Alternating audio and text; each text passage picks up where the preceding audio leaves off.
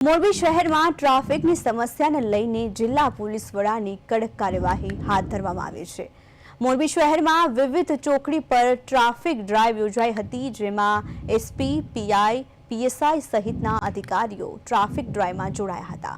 શહેરમાં ઘૂસતા overload truck અને ડમ્પરો પર પોલીસે દંડની કાર્યવાહી હાથ ધરી હતી।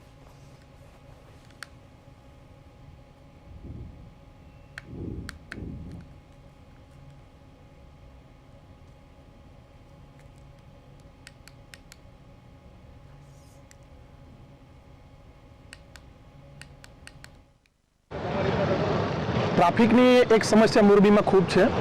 અને એમાં ખાસ કરીને જે રવિરાજ ચોકડીથી માંડી અને સનાળા ચોકડી છે ત્યાં ખૂબ ટ્રાફિકની સમસ્યા છે। અભ્યાસના અંતે એવું ધ્યાનમાં આવ્યું કે જે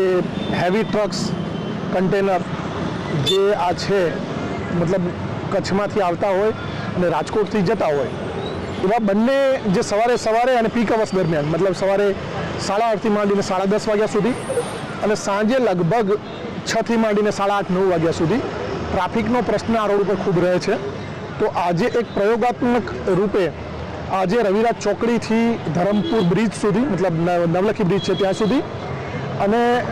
જે અજંતા છે અજંતાથી આગળ કમ્ફર્ટ ત્યાં હેવી વ્હીકલ્સ અમે સ્ટોપ કરાવેલા અને આજે થોડી નાની મોટી ભૂલો છે પણ પ્રમાણમાં કોઈ જગ્યાએ ટ્રાફિકમાં 2 મિનિટથી વધારે ઊભા રહેવું પડ્યું નથી એવું